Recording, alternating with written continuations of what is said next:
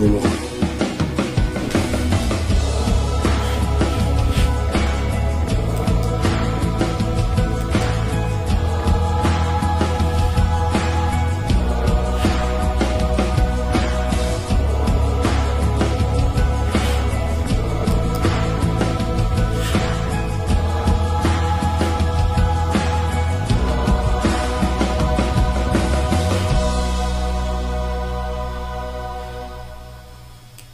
Yesu Nkolo.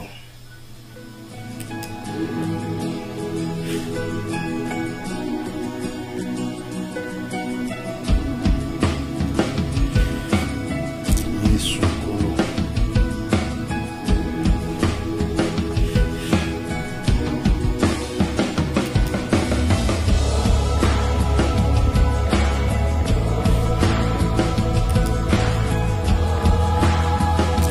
Yesu Nkolo.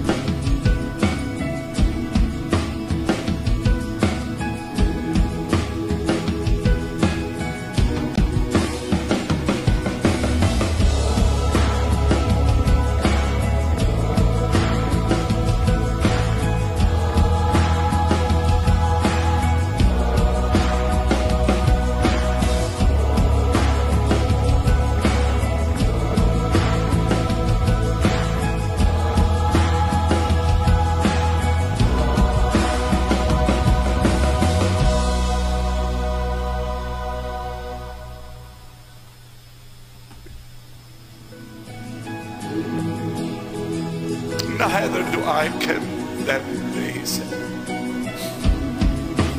Where are thine accusers? Who else but the Son of God would say that? Rightfully she was to be judged and stoned. Where are thine accusers, he said. Neither do I condemn thee. That's why we love him so much. That's why we adore him so deeply. I don't want to live another That's why we adore him so deeply. displeasing him. I don't want to live another. That's why we adore him so deeply. Not another day of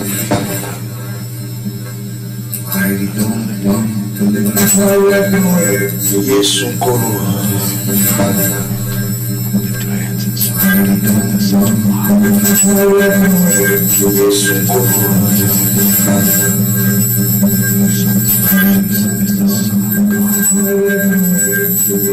Yesu Nkolo. Not about any one of us. From the Master. Yesu Nkolo.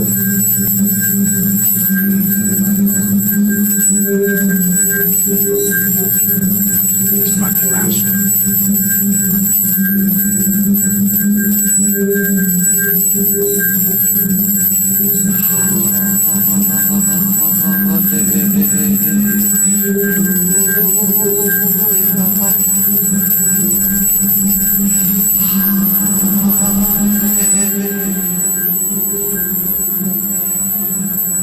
That's right.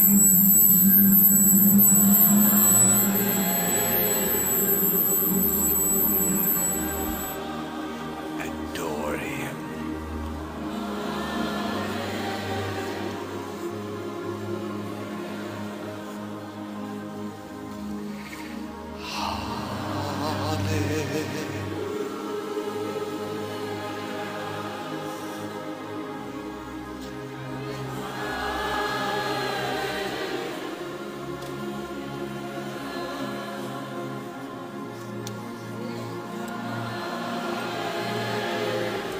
Yesu Nkolo. The presence of the Holy Ghost is here.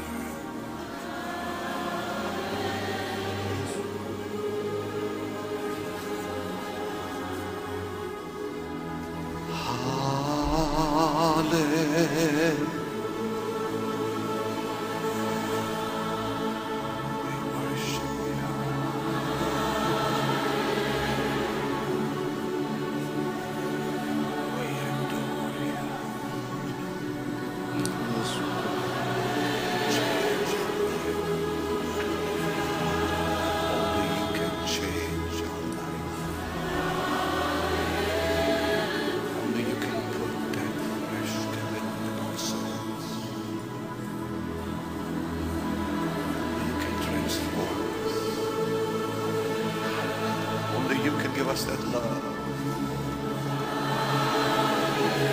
Make it so real in our life. Make it so real in our soul. I surrender every part of me.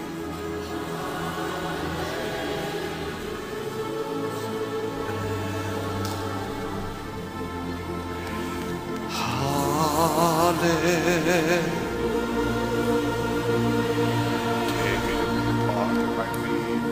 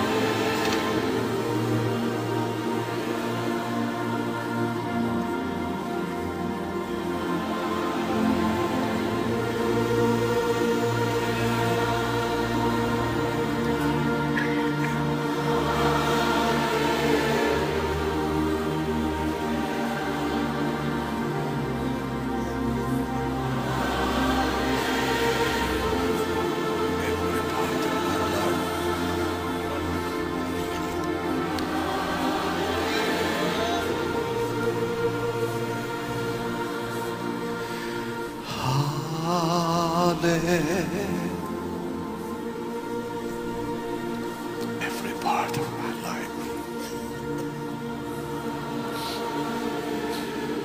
Every part of our life. Take every part of our life. Lift your hands and just love Him, love Him, love Him. Who is as precious as you? Who is as beautiful as you? Who is so perfect and so holy but you? Patient beyond description, faithful to the end, merciful beyond description.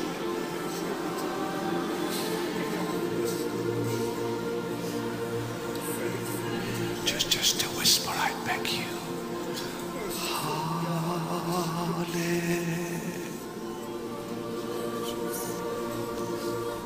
Oh, precious Jesus. Let them see what I said tonight. I can't help them anymore. Let them understand that by the Spirit.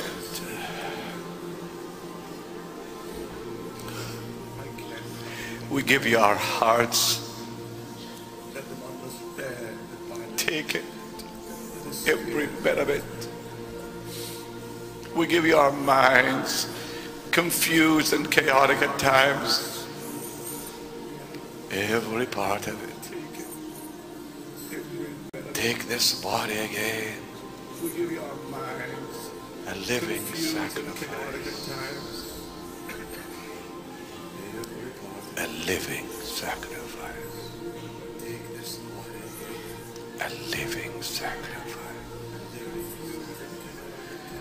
Dear Cheryl behind me, just play it for me. My Jesus, I love thee. I know thou art mine. Lift your hands and tell him how precious he is to you. How deeply you love him. How much you need him. Lift your hands and tell him. He that knows you so well. He that can hear the whisper of your heart. You need him. You cannot hide from him anything. He that knows you so well. I promise you, you'll find him. He that can hear so real and so near. You cannot hide from him. So precious. None like Jesus. I have discovered him all over again. I promise you. So near. So tender. so very tender. So precious. Knows you so well. None like Neither do I condemn somebody thee. over again. I promise you, he is so Where are thine accusers? so very tender. Who else but the Son of God would say that? Neither do I condemn somebody over again. Rightfully she was to be judged and stoned. Thine accusers. Where are thine accusers? The Son of God would say that. Neither do I condemn thee. Rightfully she was That's why we love him so much. thine accusers. Where are That's why we adore him so deeply. neither do I condemn I don't want to live another day him so much. displeasing to you. That's why we adore him. It's not worth it. Not another day of grieving you. Not another day displeasing to you. Lift your hands and surrender to him. There's such a marvelous anointing here. Just a marvelous anointing here. So precious is the Son of God. It's not about you tonight. Not about me, not about any one of us. It's about the Master.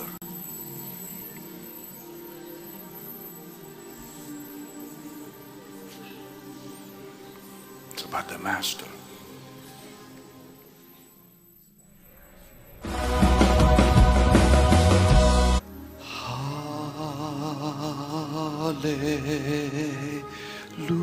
Hallelujah.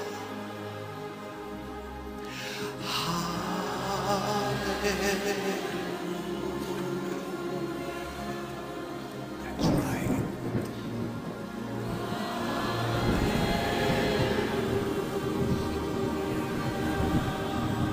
Adore him.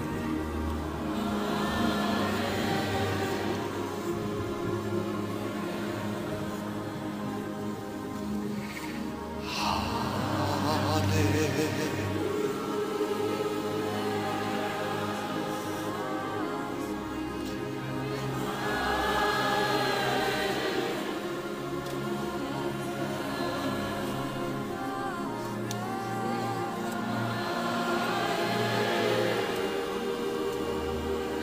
The presence of the Holy Ghost is here.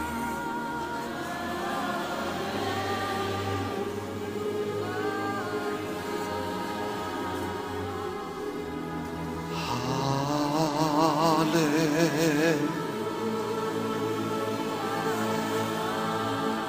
We worship you.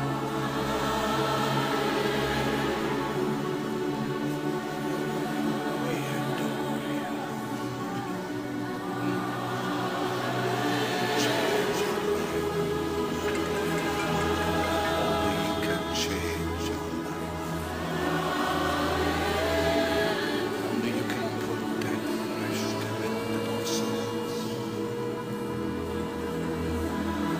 You can transform us.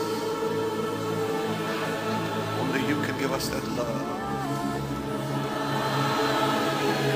Make it so real in our life.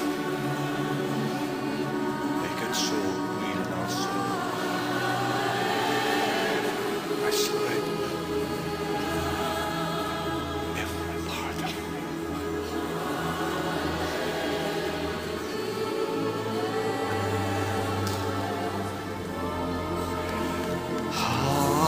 Hallelujah. Take every part of my being.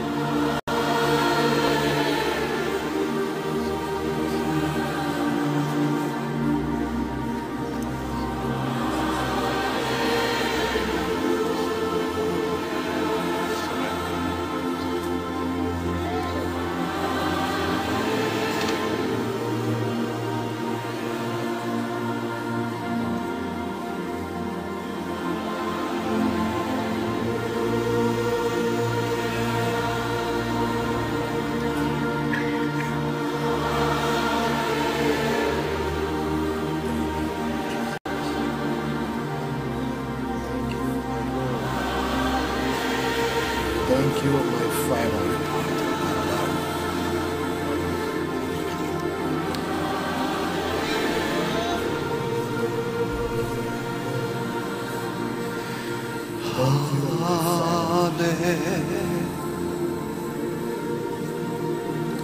Every part of my life.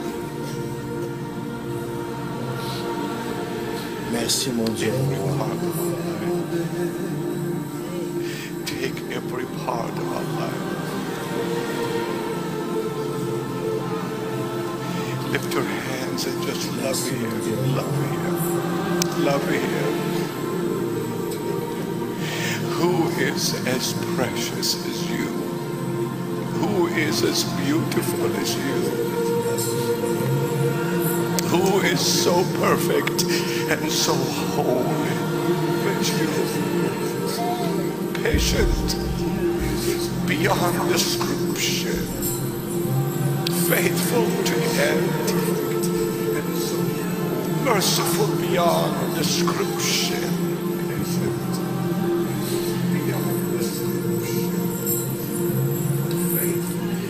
Just a whisper, I beg you.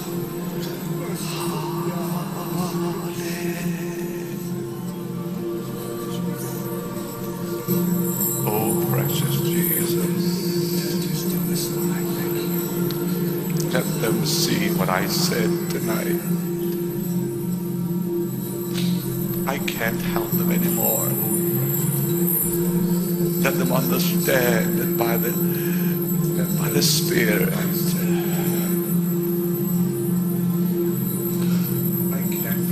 we give you our hearts. Take it, every bit of it. We give you our minds, confused and chaotic at times. Every part of it. Take this body again. A living sacrifice. A living sacrifice. A living sacrifice. Dear Cheryl behind me, just play it for me, my Jesus. I love thee. I know. Thank you, Jesus. Thou art mine. Dear Cheryl behind me, just thank you, Jesus. Lift your hands and tell Him how precious He is to you. I know how deeply you love Him. How much you need Him. Lift your hands and tell Him. He that knows you so well. I know how deep. He that can hear the whisper of your heart. You need Him. You cannot hide from Him anything. He that knows you so well. I promise you, you'll find Him. He that can be so real and so near. Thank you, Jesus. So precious. So precious. None like Jesus. I have discovered Him all over again. I promise you. No like so tender. So very tender. No like Jesus. Neither do I condemn thee, he said. Love you, Jesus. Where are thine accusers? Who else but the Son of God would say that? Rightfully she was to be judged and stoned. Where are thine accusers, he said. Neither do I condemn. Pamba teza sentiment. Te balobi ko banga basali ya Nzambe te, me balobi respecte bango. Nyonso wana tosakango. Me balobi banga Nzambe. Bible ezoloba ke bato yo oto yekoli banda lobi. Tangu ba comprendre que Jonas c'est un serviteur de Dieu, babangi. Wow, baza ba païen, mais babangi Jonas parce qu'abisi bangaza musali ya Nzambe. À cause de cela, balobi non, tokoki ko boake na maite. tokokyo sale mabete. Bien aimé, ta la sale la kanzambe. Na ba domaine nyonso avina yo. Nzambe akocha protection moko na vino contre banguna na yo. Nzamba pambolo bien aimé dans le Seigneur. Amen. Ces gens ici, ils avaient la frayeur à cause de ce que Jonas faisait. À cause de son job.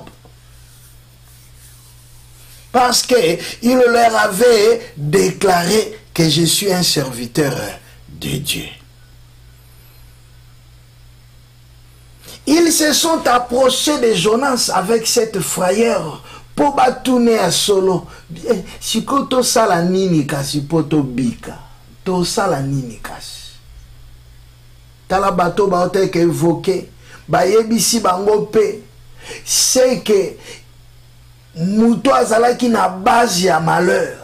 Ba yebisi bango et pas ya diable et pas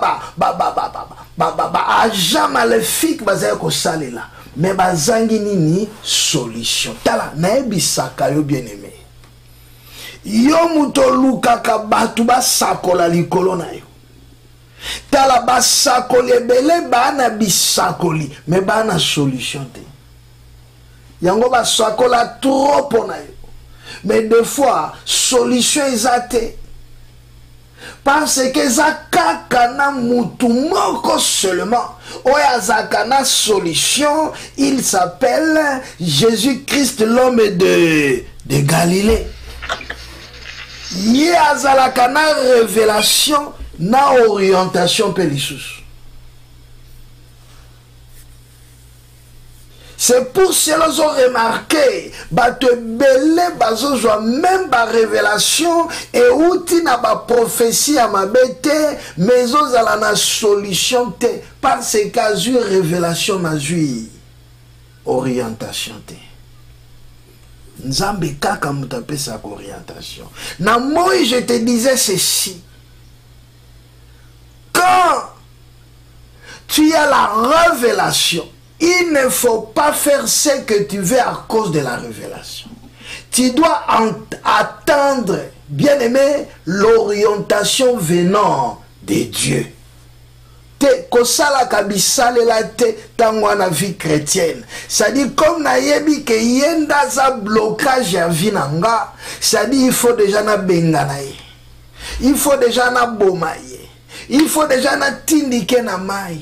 Bien aimé, non, il faut que tout nanzambe na révélation na zuna sala nini. Est-ce que mutumo kazolandanga est bien aimé dans le Seigneur?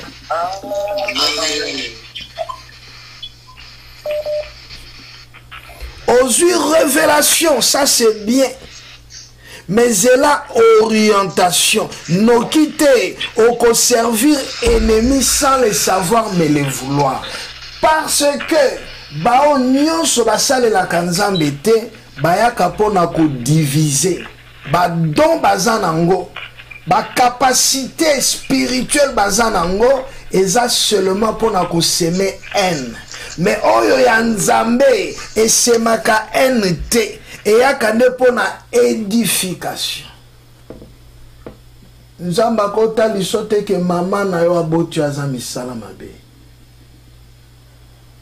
Pembala moko abishi komisa ennemi. Ça ce n'est pas Dieu. Quand il te montre ça, il te donne aussi les capacités. Il vient te dire par exemple que beaucoup tissé dans ma prière.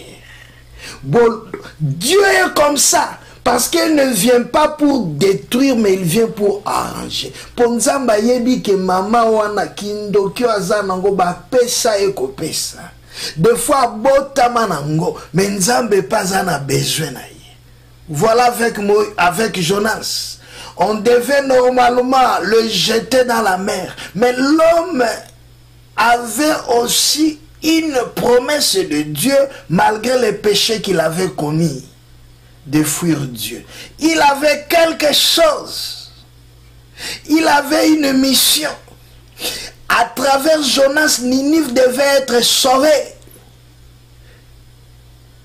C'est-à-dire on ne pouvait pas les tuer selon les hommes, mais ils devaient être tués selon Dieu.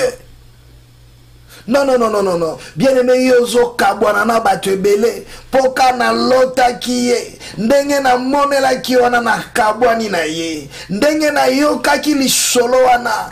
Oba betela kibiso. Lolenge ya zalaka. Atana vérifier te na kabwani na ye. Bien-aimé, mouton nzamba pesio na vie. Ko kabwana kane bi kabwane la te. Po nzambo azali kola pambola kaka na nzela ya mutu. Est-ce que mutu moka zo landanga bien aimé dans le Seigneur? Amen. Batu nyonso bapesa ko deja mbote na vie. Ezali option nzamba bongisa po na lipamboli na yo. C'est-à-dire nzamba ko pambolo kaka na bato deja yo yebani na bango. Akopambola yo te ndenge yo zokanisa. Makopambola yo na bato piaka mbote. Eza na baleki nzela te, mais na bato ba piako déjà mbote. Yangwana, faites attention na tout ce qu'on appelle révélation. Tu ne dois pas, bien aimer, décider selon la révélation, selon tes pensées, selon tes expériences. Il faut aussi prendre le temps de demander à Dieu, Seigneur, que puis-je faire? Yango toyekolaki na moi que Josué bien kazwaki révélation à kazalaki mabe, mais il fallait zelankola pese orientation. Orientation à Nzambe ye bobo mai. Voilà. Bobo me pe n'importe comment te bo tomber na moto. Ah, ça c'est Dieu. Et cet homme parle avec de précision. Non, ezala maïteye, mais yebo tumbaye. Vous voyez? Mais Nathan, il y a Jonas, ezabo boake na maï. Parce qu'il avait déjà préparé un poisson pour cet homme. Il avait déjà un poisson qui devait l'amener quelque part. Parce que l'homme avait une mission. Vous voyez? C'est dit bien aimé dans le Seigneur. Kolobate poison moi nananga na bouakie parce qu'on m'a dit que c'est un sorcier, parce qu'on m'a dit que c'est une sirène. Bien aimé, prends le temps de demander à Dieu. Oh Yahweh, oui Azaboy, que dois-je faire? Nasalani. Délivrance n'y surtout tes salama na prière. Non, non, non, non. Délivrance n'y a surtout tes salamans à prière. Il y a des délivrances qui se font. Bien aimé, après une pratique. Des fois, et ça, la prière, telem souka mela mai. Ameli mai pa biki balam. Et des fois, une position de main. Et Nzambazo délivrer Batou, non selon Batou, mais selon Dieu. C'est pour cela la Bible dit. Même si le cheval est équipé pour le jour de la bataille, mais la délivrance appartient à l'Éternel. C'est-à-dire, c'est Dieu qui connaît les voies et moyens pour délivrer quelqu'un. Te yokene sikamoko pokune foba melisaye ba kantina mai. Non ba tono. Notre Dieu n'est pas comme ça. Ça dit ceux qui m'ont quoi kangola makina tono mai. Ça dit batu nyonso so bake ba meli mai a tono babiki. Dieu n'est pas comme ça. Dieu n'est pas statique. Dieu change de façon. Et il y a Sanjak. Combat à Moïse et Abraham était. Victoire à Moïse n'est Abraham et Kokanité. Quand Dieu vient dans ta vie, yo kakai. Okangisa mwana ennemi, est-ce que so tuna nzambe? Mwana kokangola mananzela nini? Nzamba pambolo bien aimé dans le Seigneur. Amen. Amen. Yango moni lelo batu bazoko nozo ba délivrance ya mabe. Potata na délivra kabana. Ya zumba na memika e pa tata na sanka tuna nzambe. Est-ce que moi ne fais pas tata na ndabika? Te yaka tiki ekuna. Bien aimé bane bele babakishe la bango kindoki une église. Oui. Moi je connais une église en Angola, na sina sambela kunape. prophète église wana asakolaka ye na mwasi moko kuna terrible me nzoka bano bayelaka ye ya bimaka ne na bango azalaza na 7 ans ye fa bima na ye 9 ans ye fa bima na ye na aide ya prophétesse c'est-à-dire prophétesse nda edaka ye asimbeli bana po ya salaka baposta na ye. Bien aimé, faites attention. Faites attention. Ne pense pas que comme cet enfant est en sorcellerie, comme il a la sorcellerie, ou cette femme est à la sorcellerie, c'est-à-dire elle devient inutile. Non, non, non, non, non, non. Elle a tout simplement été emprisonnée. Bakangi est seulement na ténèbres. Mais Nzamba a la capacité à kobimisa. Nzamba a la capacité à kokangola. Yango bien aimé linga oyebaka volonté en Nzambe na délivrance. Kolinga kato kopiaka ba délivrance au monde quelque part. Ba système ba délivrance au monde quelque part. Yolo banako sale lango pe na ta lelo te. Na ta lelo tuna kanzambe ya kopesa yo orientation. Alléluia. Amen. Il avait un enfant. Oui, il est allé chercher les disciples. Il se disait que si je voyais les disciples, mon enfant allait être délivré. La Bible dit que les disciples ont prié pour cet enfant. Pendant longtemps, l'enfant est resté comme ça. Waouh! Bango bazako priende bamona Yesu asambelaka au nom de Jésus molimo ebimi. Au nom de Jésus molimo ebimi. Bango Yesu azate. Bango pe bazobelelo au nom de Jésus. Au nom de Jésus. Bien-aimé batoka moano yazobikate. Quand Jésus est arrivé, la Bible dit que le Père est allé se plaindre devant Jésus. Voilà, j'ai amené mon enfant. Depuis le matin, ces hommes ont prié pour cet enfant, mais il n'y a pas de guérison. Bible soyez abandi comme menacer esprit. Vous voyez, ça dit ce n'est pas de la même manière qu'ils ont fait. Jésus l'a fait d'une autre manière. Il ne l'a pas fait selon comme il le faisait avant, mais ce jour-là, il commença par menacer l'esprit qui était dans l'enfant, sur l'enfant. Abandi ko gange la molimo wana. Bible lobi aza ko gange la molimo jusqu'à ce que molimo bimi na nzoto ya mwana. Wow. Baye ko libatel babi oh. Mais ça c'est quoi? Biso to ebeli yango boete. Bake ko luka Yesu ya kobatama. Yesu ebisi bango. Bomoni sorti ya milimo wana. Ebimaka kaka na jeûne et prière. Elingela kisabino mutu boko bonde la pona mutu ya boy. Pona molimo yo il faut bojenaka. Ça c'est Dieu. Il connaît les voies et moyens pour délivrer quelqu'un parce que la délivrance lui appartient. Kolapambolo bien-aimé dans le Seigneur. Amen. Alléluia bien-aimé dans le Seigneur. Amen. Te yozo memamwana. Quand on était encore jeune dans le ministère, on ne savait pas ce qu'on faisait exactement. Ça dit quand on amenait les enfants, il y a des fois on frappait les enfants. On les frappait à mort. Des fois, on les laissait comme ça 3 jours sans manger. Vous imaginez un enfant de 5-7 ans.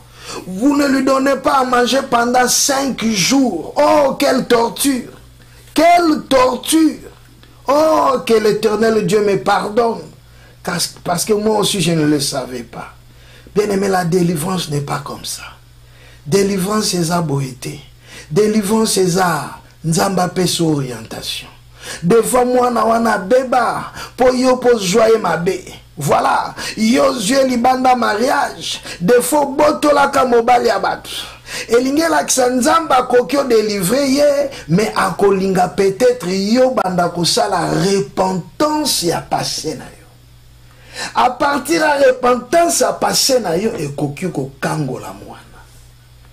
Mais yo, oboy nanu kutu ko bongwana, yo no so memelie pasteur moko. Abondele simbite, yo lobite, oazana nguya tenake pa mususu. Ce qui est grave. Il y a des gens qui dépensent beaucoup d'argent pour faire même des déplacements. Mais des fois, pasteur na yo azoto, kozo tindele mbongote. Bien aimé, il y a des gens qui se déplacent à foutina visa, na avion, na hôtel. A comité na ba 5 000 $, à koluka délivrance quelque part, à zupeta zongi sans discuter. A zo continuer na ba passion. Pour Nani, c'est parce que les gens, bazana posa délivrance, mais bazana posa te, baye ba penser en Nzambe pour la délivrance wana. Bien-aimé Nzamba alimbisa yo, Nzamba banda via sikelongo na yo, na kombo na Yesu Masia, on a te akaotongo midi pourquoi. Kola pambolo bien-aimé dans le Seigneur. Amen. Amen. Longwa na sentiment, Jonah Isaac. C'est-à-dire, kosale la ndenge yozo kanisa. Kosale la ndenge yozo kanisa.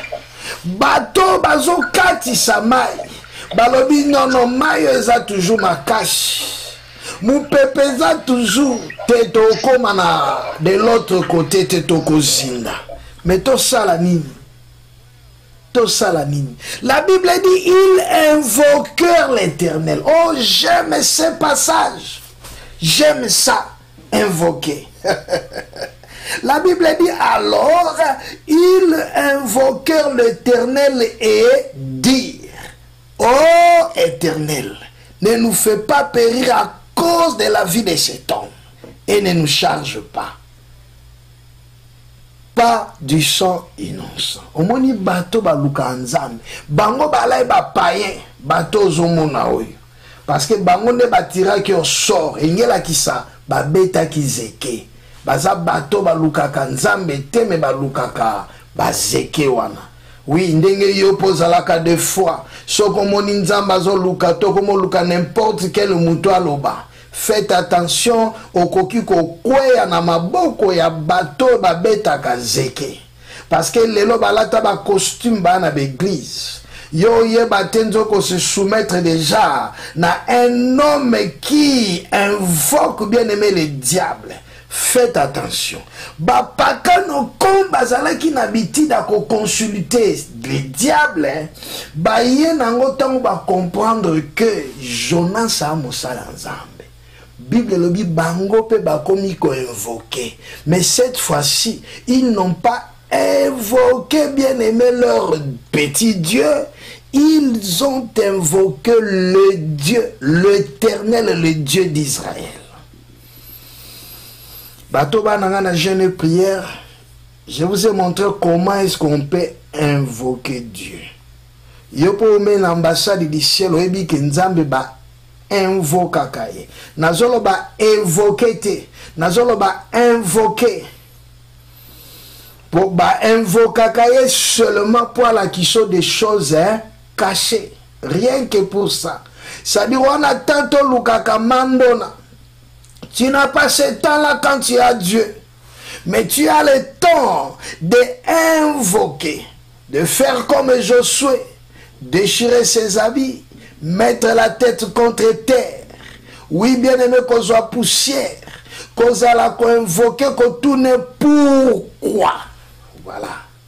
Ça dit, tant que nous invoqué, et ça adoration à louange.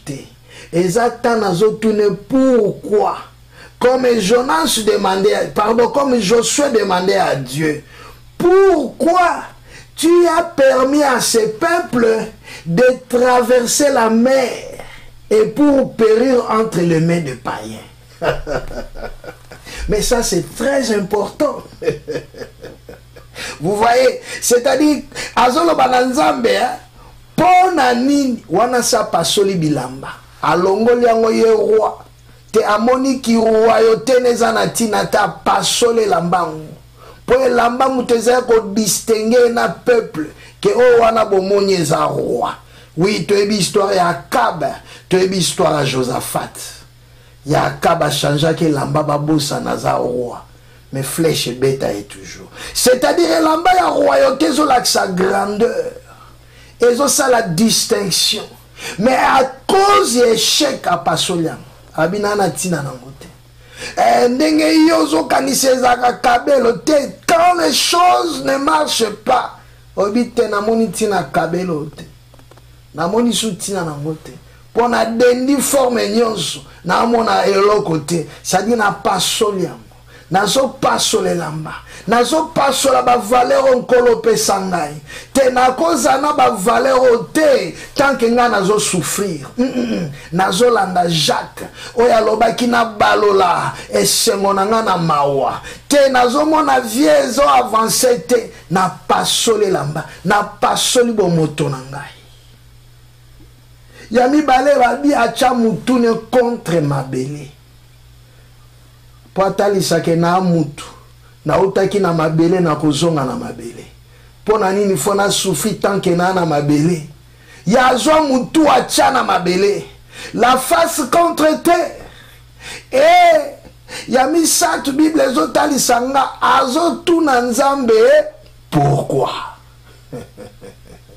pourquoi situation nange umeli boye po na nini ngana kabwana kana batu pourquoi et l'autre munene na sepela nango na passage à Josué 7 alors pourquoi yo permettre biso to traverser mer rouge poto ya kosuka na maboko ya batu ya boy ça c'est Dieu et l'ingela ksaebi sinzambe pourquoi tu as accepté que ngana zwa baptême baptême et puis après na kosuka na maboko ya batu ya boy na maboko abato ba nyokola ngai parce que tant on a eu baptême cela veut dire je suis né de nouveau oui Jean 3 ezotali sabiso que Nicodème a comprenant qui mystère ote o ekomisaka mutu mwana nzambe l'homme n'avait pas compris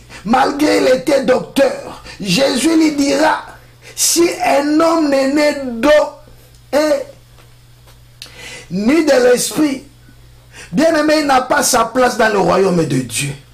Azongi sinzan, alors bio permettre ngana kati samai, po ngana koma mwana na yo, po yo bitumba nange koma ya yo, po yo do koma chef na ngai, mais comment est-ce que ngana zo périr pa ba pende oyo? Comment est-ce que ngana zo périr pa ba mbunza oyo? Comment est-ce que ba Congo nde ba komi okonza butu na ngai yo zanzambo za wapi pona nini ekomeli ngai boy bien-aimé est-ce que tu arrives à ce temps-là de dire à ton Dieu le pourquoi de tes échecs pourquoi ngana zoumela c'est ça invoquer Dieu. C'est-à-dire à une position inhabituelle que tu prends quand tu parles avec les gens ou lorsque tu pries. Quand tu veux faire des invocations, tu dois bien aimer adopter une position compliquée pour faire voir à ton Dieu que moi j'ai besoin de toi. Et qu'on rappelle Nzambe nazwa baptême. Oui, naza né de nouveau. Ça dit na longwa mupende. Tengana longwa angolais, na koma chrétien, ce qui veut dire moi na yanzambe. Ezate pona angola batu bazo le lambongo ezate ngai pe fona le lambongo ezate parce que bozunanga e utaka na gouvernement angolais te pour moi je fais partie d'un royaume. Bozunanga utaka na royaume parce que j'ai accepté d'être baptisé. Pourquoi bien-aimé? Pourquoi? Nzamba pambolo bien-aimé dans les Seigneurs. Amen. Tenazo kameno tenana posa meno pepe sanga makasi bien-aimé. Nzamba Israël a pambolo na tongwa lelo. Amen. Le pourquoi? Yango tozo yé kona batu bana retraite. Pour nani la tête penchée contre terre. Yango batu bana retraite bazo sala. Mitu na bango na mabele. Bilambana kitoko te kolata ngosute. Oui, le dernier jour, journal le kolate lamba bien te. te kolata te yo mutozo sentir ba difficulté loba na nzambe lelo pourquoi nga nakota na royaume na yo me bapende o bazosakana ngai basuku o bazosakana ngai bambunza bazosakana ngai. Pourquoi Seigneur? Pourquoi? Parce que quand Jésus parlait du baptême, il parlait d'un royaume. Il ne parlait pas d'une petite nation. Il ne parlait pas d'un pays ou d'une cité. Mais Jésus parlait à Nicodème d'un royaume. Waouh! Yesu azali kolobela royaume bien-aimé. C'est-à-dire Mouto Azwa baptême, il fait partie d'un autre royaume. Pas n'importe quel royaume, mais le royaume de Dieu. Kuna rien à koufate. Royaume wanozomo na rien à koufaka. So bache roi lisusu roi pa koufa. Mais royaume yo kota bandozwa baptême, roi na ya koufaka te, il est un roi éternel. Il s'appelle Jésus-Christ, l'homme de Galilée.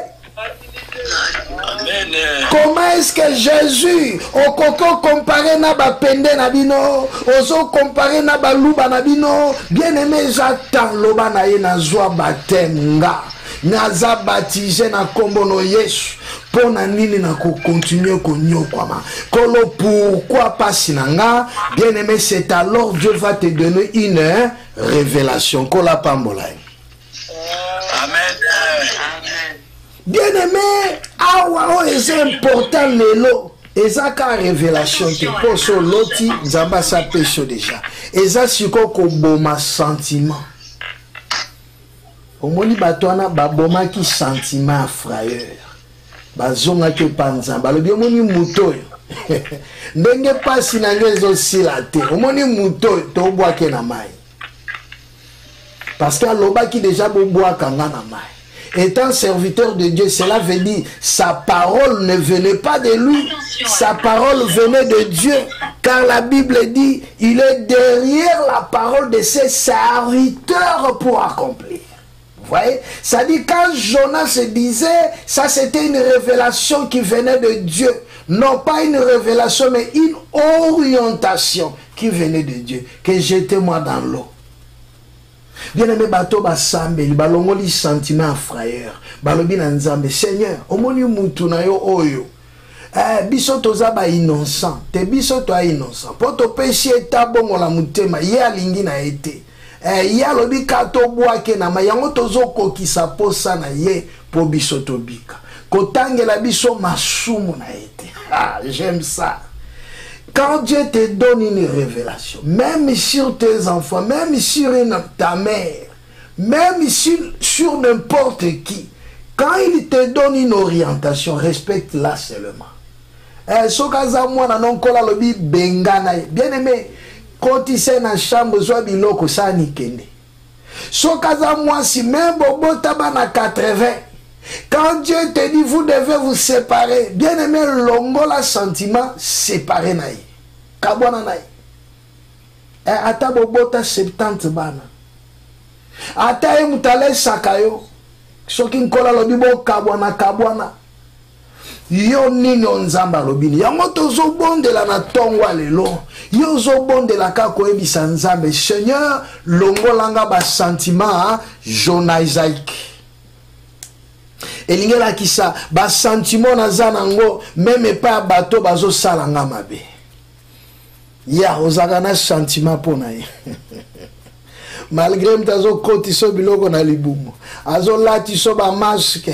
Butu azo lesa o bien-aimé. Ala li so ba pongi ozo comprendre te. Mais yo zakana sentiment kolinga ye.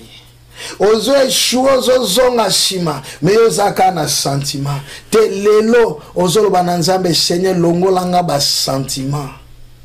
Seigneur longola sentiment na vie na ngai. Alléluia. Amen. Tenamona mwasi moko, une bonne femme. Mais mobali abala sorcier munene. Mobala na nyoko la kamwasi wana na nkotala. Mutu amabe sha nyoko loa. yo no kasazo nyokola yo par hasard ntoka zo nyokola yo asa programme ki yango ke yo zelo ko yoka surtout soka mwasi bien aimé souffrir mukoloka boko seka nde mukola osalo sumabe so bozana mwa bakanda mwa ba divergence des fois au mona aza mwa bien mais les jours lingo seka jour na fasalo lika sadi yazana panyo kolaka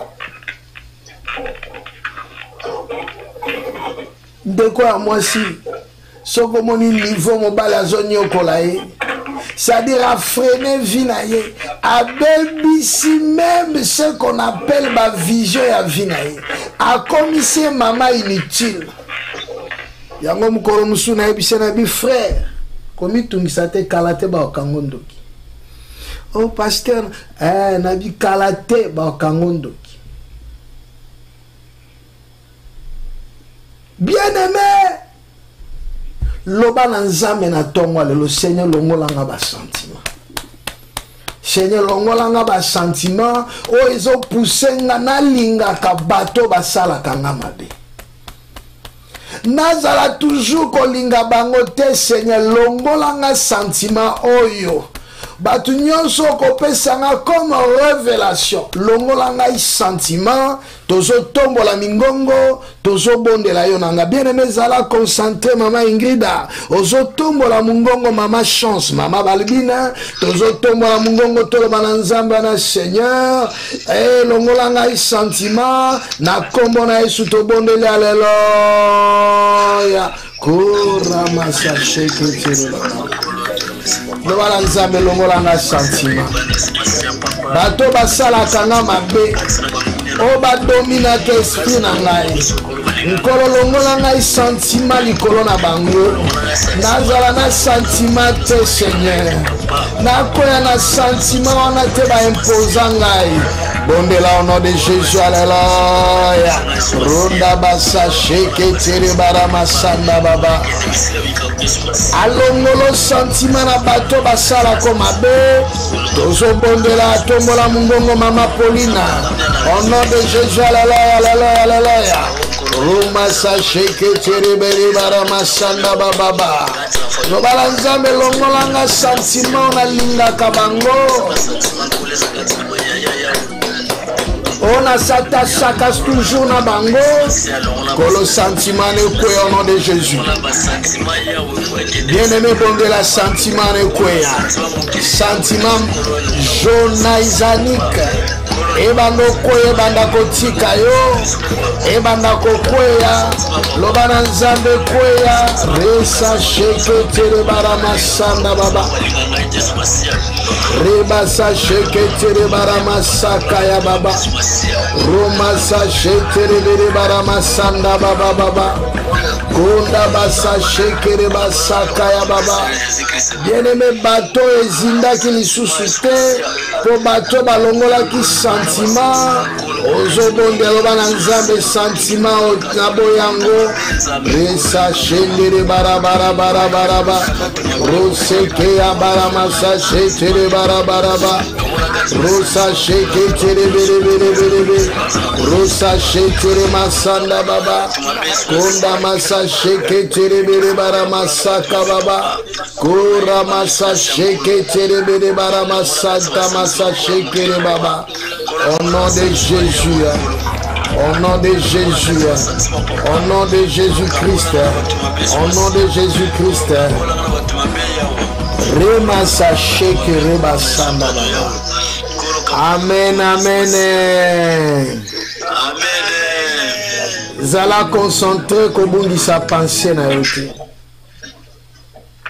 Zala concentré. Tala nazo sengo sa la prière oyo vraiment na concentration. Connecte-toi avec ton Dieu par l'esprit. Les gens qui combattent ta vie, ils sont loin de toi, oui, mais ils ont placé, bien-aimé, des agents tout autour de toi. Ils sont là, tout autour de toi. ya yo zana ndako wana musala te bien aimé ko cha mutu na contre terre oza ko invoquer nzambe loba Seigneur pesa ngai révélation loba na nzambe pourquoi ngai na aksi na zwa baptême pourquoi ozotika nga na souffrir pourquoi ozotika nga na ba retard talisa ngai vrai problème. Alléluia. Amen.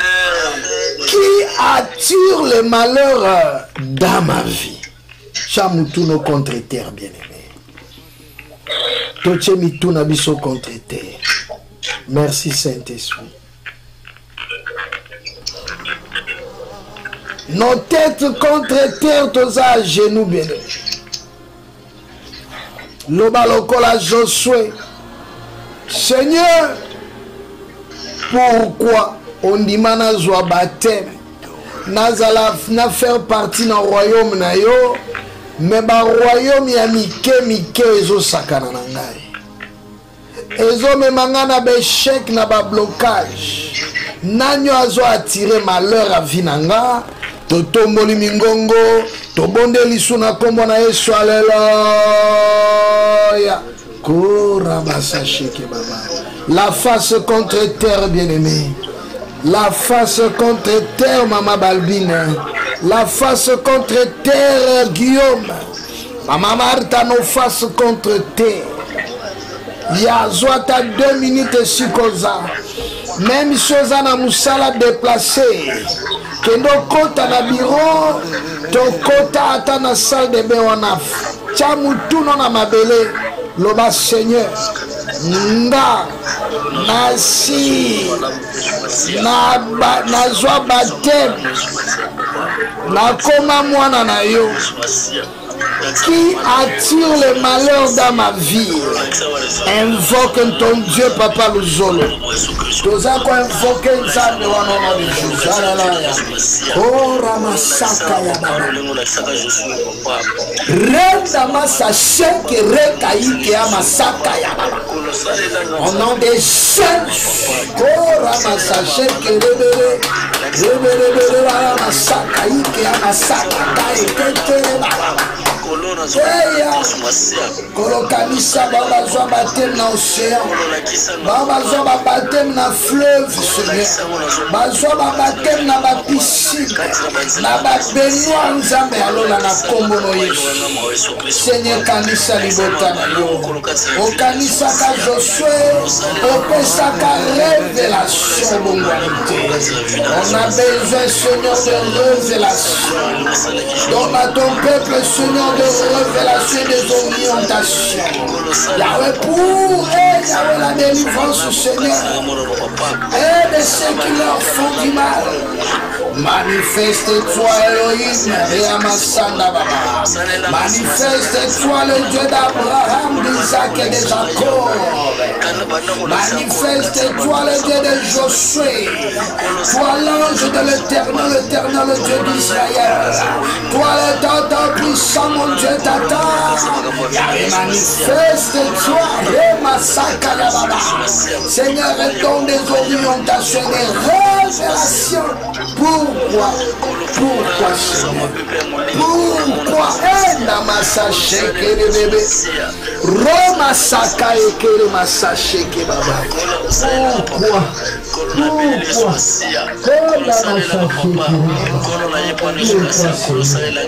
Pourquoi Seigneur? Pourquoi Seigneur? Namasa Sheke Reba Saka Baba. Kolo banda kumuna lolenge Yesu asa kumuna papa. Kolo saela Yesu Kristo papa. Kolo saela kolo. Aba no baba ya soma lamu ya kolo. Saela Yesu Kristo papa. Kolo baba ya soma lamu Yesu Masia. Kolo na mono wa lamu kolo katina vina Yesu Masia. Saela ya kolo. Saela Yesu Kristo papa. Saela ya kolo. Kolo yokanga papa. Kolo saela Yesu Masia mono baba ya soma lamu. Roma Sacheke Reba Saka ya Baba. Merci Saint-Esprit. Merci Saint-Esprit.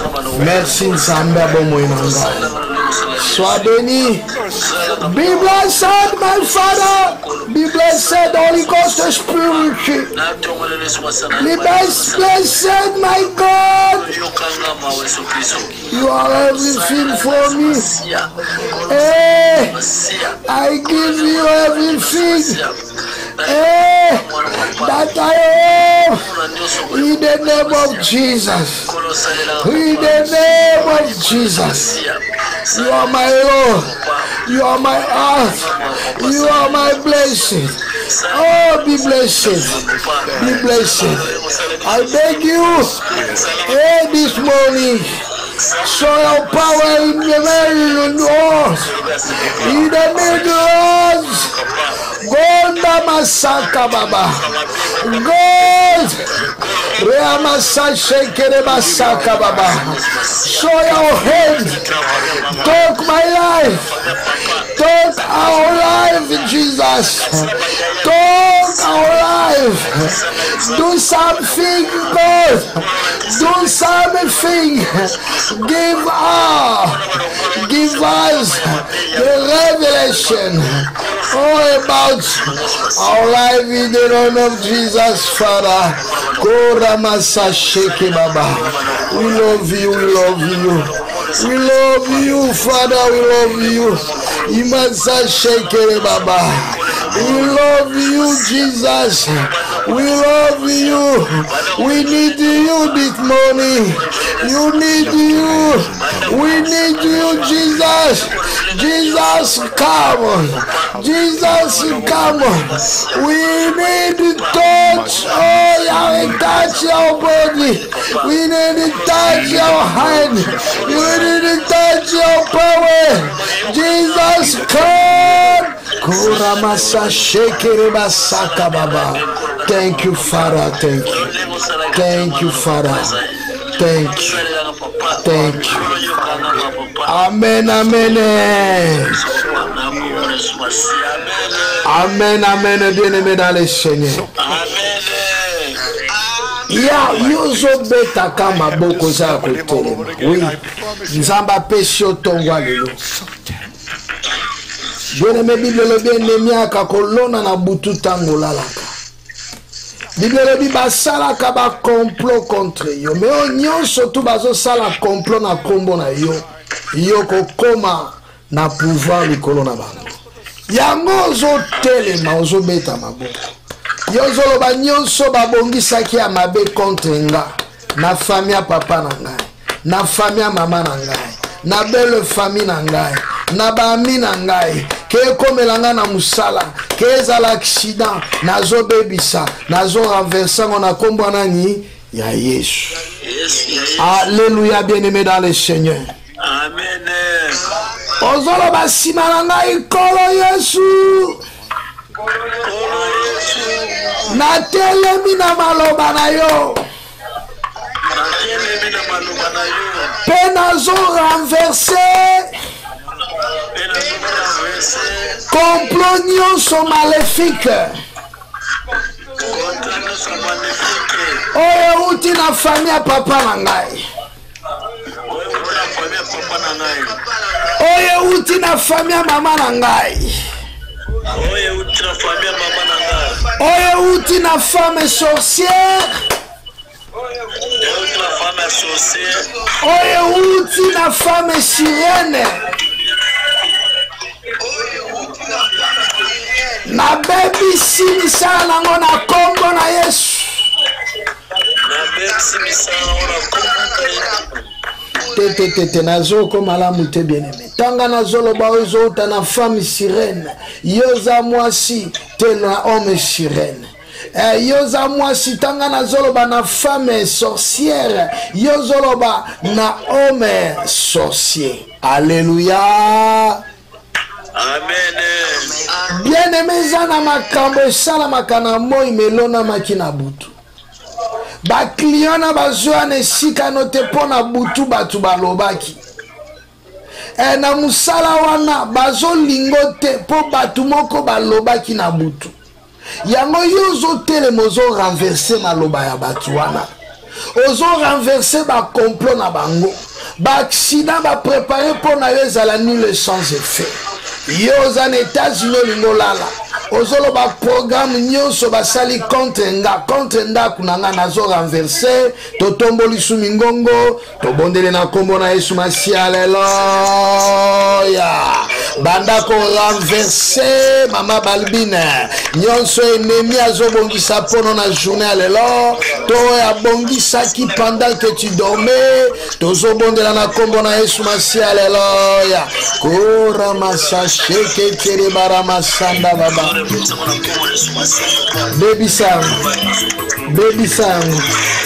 Baby sango, renversé au nom de Jésus, renversé au nom de Jésus. Ba plein accident, ils allaient renverser, ba plein divorce, ils allaient renverser, ba plein pauvreté, ils allaient renverser. Malobagnon samade bimaki, na femme sirène, na femme sorcière, na famille à papa na yo, na famille à maman na yo, bien-aimé bando renverser au nom de Jésus, au nom de Jésus. Les alanis les sans effet dans le nom de Jésus. Les alanis les sans effet dans le nom de Jésus. Les alanis les sans effet dans le nom de Jésus. Les alanis les sans effet au nom de Jésus. Renverser, renverser, renverser. Koramasa shenda masaka reka ya baba. Merci Saint-Esprit. Romasa sheke kere baba baba. Renverser, renverser, renverser, renverser. Ba projet na bango ya mabe contre yo, bando renverser ango, dans le nom de Jésus. Et en bas moto, ba projet na bango ya poison. Et en bas moto, ba projet na bango ya maladie ya mabe. Et en bas moto, ba projet na bango ya sorcellerie. Et en bas moto, ezala de ere masaka ya baba. Ezala détruit au nom de Jésus. Roma rama sachet que tere barababa. Bayamba le feu. Bazala détruit. Misala la bangue ezala ne fete. Ezala ne fete. Na kombo na Yesu Masia. Na kombo na Yesu. Bayamba moto mo santo na Israela. Kole sika ejami bango. Na botel na bango ya sorcellerie. Na botel na bango ya magie. Na botel na bango ya basirene. Au nom de Jésus, Bayama le feu, Bazala détruit, au nom puissant de Jésus. Merci Saint-Esprit, merci Saint-Esprit, merci Saint-Esprit. Amen, amen. Amen, amen, bien-aimé. Ya toza ya côté le motombo li maboko na yo, maboko neza ya kotomba mesike zwami.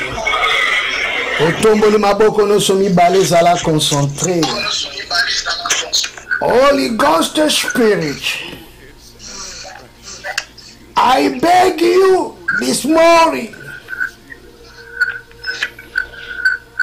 give us your power. We need to touch your hand. Right. Maboko na kotomba mabene. Saint-Esprit Simba. Nkolo liboto ezota lelo na kombo na Yesu. Seigneur partout baza.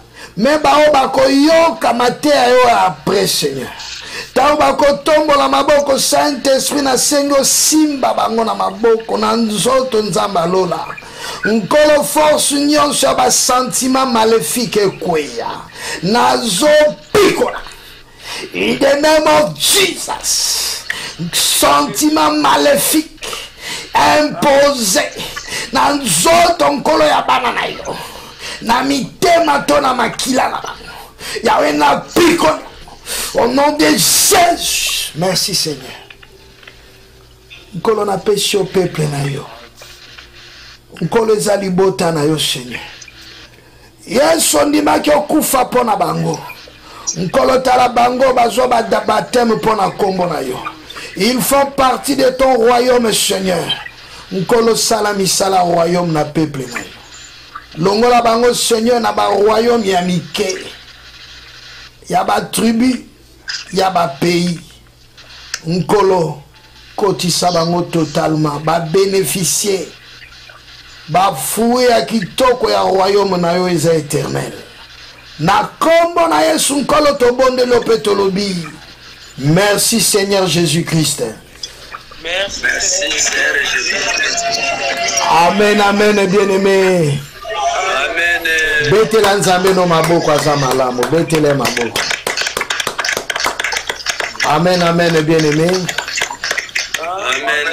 Nalingi kaka na rappele avant to kabwana.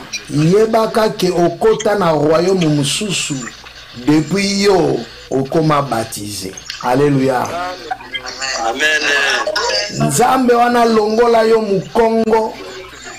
Alongola wana niveau kozala congolais. Alongola na ba niveau ya mike kozala belge. Akomisa yo chrétien. Tu fais partie bien-aimé du royaume de Dieu qui est le royaume éternel. Le royaume est dirigé par le roi des rois qui s'appelle Jésus-Christ, l'homme de Galilée. Ceux qui m'okilezana ba médecin spécialiste ndenge yo kanisaka ndenge yebeleli que na Amérique nde traitement zalaka bien, que na Cuba nde traitement zalaka bien. Yeba que na royaume na yo bien-aimé guérison ezali assuré. Kuna bobika kana nzela mapiki ya Yesu. Sans que futa mbongo nzamba pambola yo. Amen. Tambola ka mutu likolo parce que ozana nzambo eshuaka te. Yo poko tikala ko chouete kola pambolo bien-aimé. Tozo kutana na 17h pour la prière. Bato bazana retraite batikali na ligne pour na communiquer. Shalom, shalom, shalom.